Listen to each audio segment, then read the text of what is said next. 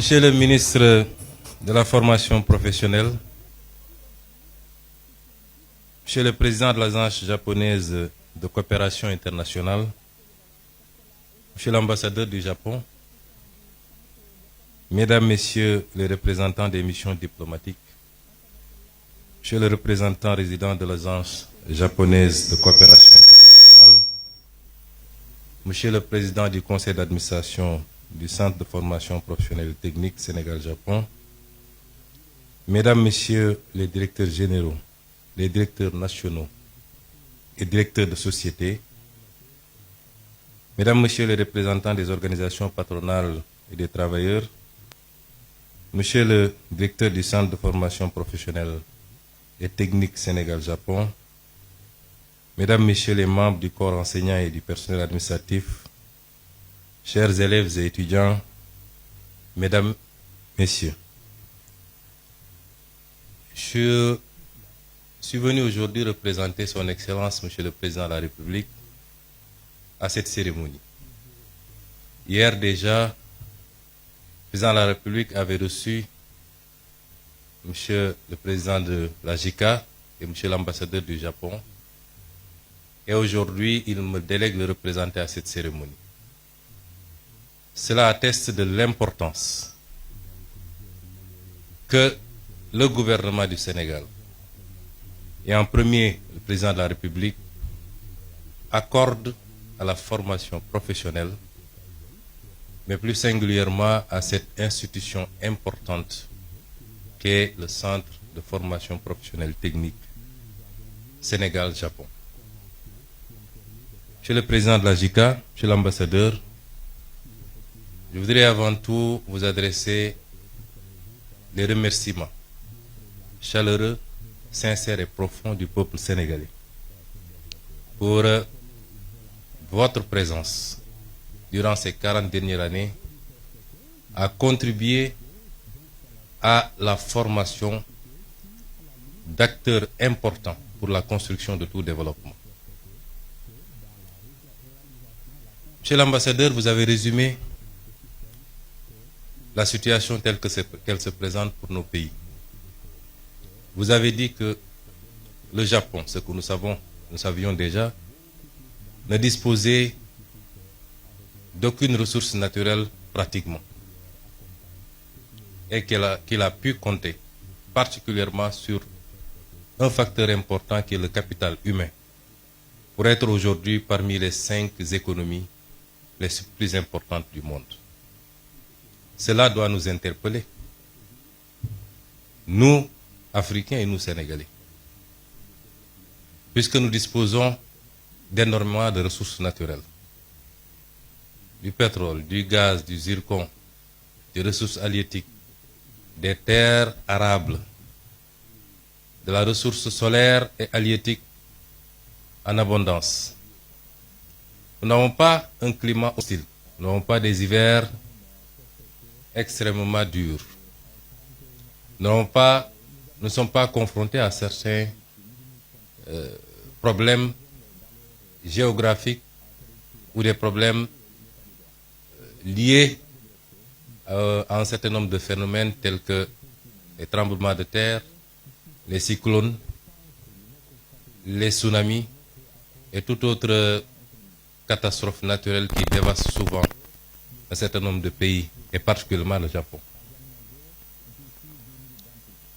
Et qu'est-ce qui justifie dès lors que nous soyons là où nous en sommes et que le Japon en soit là où il en est? C'est cette problématique qui nous interpelle quand j'étudie le modèle japonais, quand j'observe le modèle japonais. Et la réponse se trouve simplement en 2 ou 3 choses.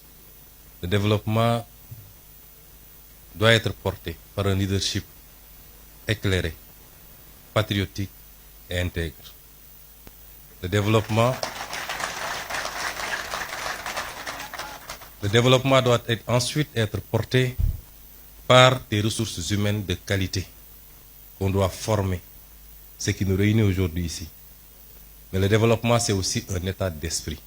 Et tout à l'heure, on nous a présenté l'esprit Kaizen, qui est un esprit dont nous devrions nous inspirer, qui renvoie à la discipline, à l'organisation et à la fixation sur les objectifs qu'on s'est assignés. Et notre gouvernement, justement, Monsieur l'ambassadeur et Monsieur le Président, veut lever ces défis. Les modèles de développement qu'on nous a présentés ou qu'on nous a appliqués jusqu'à présent ne pourront jamais développer nos pays. Donc c'est la fin de l'ère de l'endettement inconsidéré pour venir investir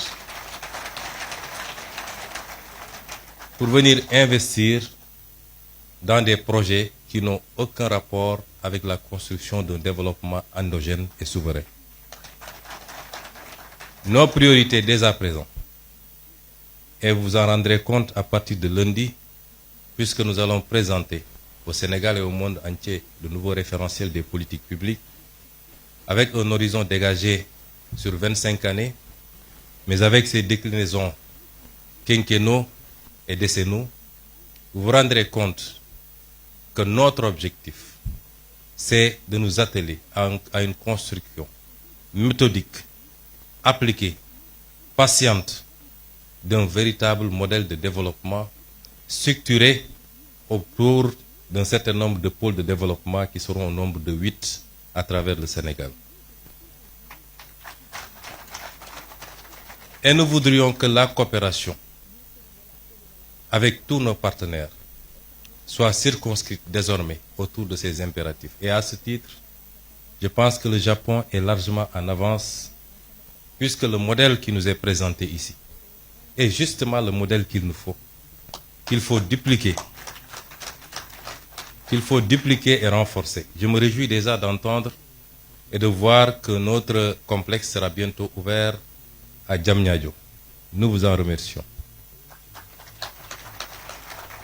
Mais il est souhaitable, toujours avec la coopération japonaise, que nous puissions ouvrir autant de complexes, à défaut de le faire dans toutes les régions, du moins dans les 8 pôles de développement, pour accroître la chance de tous les Sénégalais, les jeunes Sénégalais, de pouvoir bénéficier d'une formation de qualité chez eux et de pouvoir contribuer localement à construire le développement endogène au niveau local d'abord, au niveau des pôles, puisque c'est la somme des résultats obtenus en mettant en compétition les 8 pôles qui nous permettront d'avoir un résultat appréciable au niveau national. Et dans ce sens, je voudrais rassurer les partenaires. Oui, le modèle japonais est l'idéal pour nos pays. Nous préférons qu'on nous apprenne à pêcher plutôt que de continuer à nous offrir du poisson. Le transfert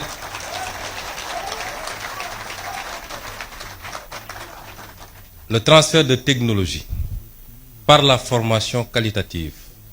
Tout à l'heure, nous avons visité les ateliers et nous nous sommes rendus compte que déjà, beaucoup de choses peuvent être usinées ici et produire la même qualité qu'ailleurs, avec l'aide et avec la coopération du Japon.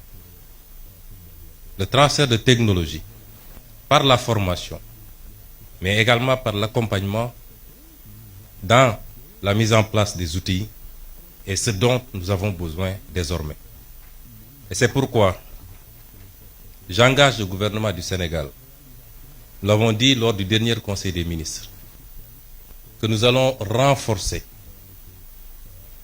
l'implication du gouvernement du Sénégal sur le plan financier, sur le plan de l'accompagnement à tout point de vue, pour booster la formation professionnelle. Et cela interpelle également notre système éducatif.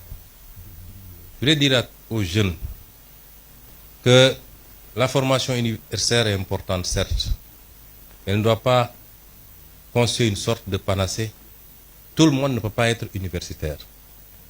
Dans les pays les plus développés, parmi lesquels le Japon, la Suisse et beaucoup d'autres pays que nous avons visités, très tôt, une bonne partie des ressources jeunes sont orientées vers la formation professionnelle, qui est la seule formation qui ouvre droit directement à un emploi, à une opérationnalité.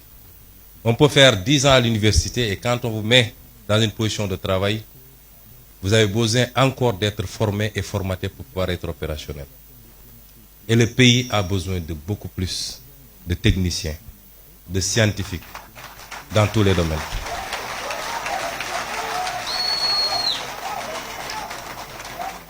Et c'est pour rassurer également les élèves et étudiants que nous ferons le nécessaire avec tout l'accompagnement qu'il faut pour que vous puissiez pousser le plus loin possible, notamment le cycle d'ingénierie,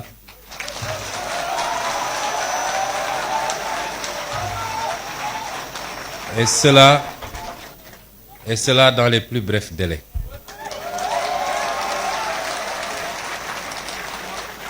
Je ne voudrais pas être long dans ce discours. Je voudrais simplement dire au peuple sénégalais, au-delà des félicitations à nos partenaires japonais, parce que tout ce qu'ils ont fait, ils l'ont fait avec altruisme, puisque c'est des dons. Nous les remercions chaleureusement encore une fois au nom du peuple sénégalais. Et dans la coopération future, notre option, c'est de voir avec chacun de nos partenaires qu'est-ce qu'on peut développer de manière spécifique et orienter, concentrer cette formation, cette collaboration autour de ces secteurs. Et dans le domaine de la formation professionnelle, pour la technologie, les sciences de manière générale, le numérique, je crois qu'avec le Japon, nous avons de belles perspectives. Mais ce que je voulais dire au peuple sénégalais, pour conclure, c'est qu'un peuple ne se développe que par lui-même. Savez-vous que nous avons fait récemment un exercice de vérité pour dire aux Sénégalais ce qu'il en était. Certains ont crié au loup en disant que nous aurions dû mentir au peuple sénégalais pour éviter de nuire à l'image du Sénégal. Nous ne sommes pas dans cette relation avec le peuple sénégalais. La vérité sera dite, quelles qu'en soient les conséquences, mais pas pour nuire à l'image du Sénégal, pour lancer un message très fort au peuple sénégalais. C'est que ce qui nous a conduit à ces situations, c'est qu'on a souvent voulu se cacher derrière notre petit doigt et éviter d'affronter les réalités de face. Les modèles de développement qui ont marché ailleurs et qui sont pratiquement identiques compte tenu des réalités et des spécificités socioculturelles sont les mêmes qui développeront ce pays. Et ce modèle, c'est compter d'abord sur nous-mêmes. Notre note a été très légèrement dégradée. Nous attendions beaucoup plus. Pourquoi?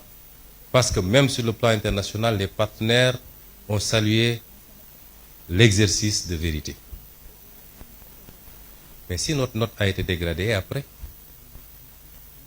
notre développement ne dépend pas du financement international. Il dépend de nous, de nos capacités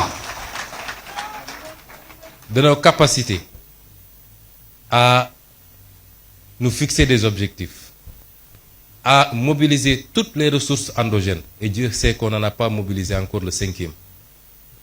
Et seulement, mais alors seulement, toute aide internationale, encore que c'est rare de parler d'aide, puisque c'est souvent des dettes, viendra simplement en complément.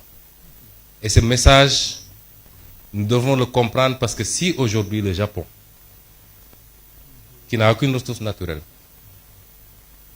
qui a vécu ce qu'elle a vécu lors de la Deuxième Guerre mondiale, a su en être à ce niveau, c'est parce qu'il a appliqué cet esprit, ce modèle, cette combativité, ce don de soi pour sa patrie, mais cette croyance fondamentale en lui-même et en son peuple. Je vous remercie de votre aimable attention.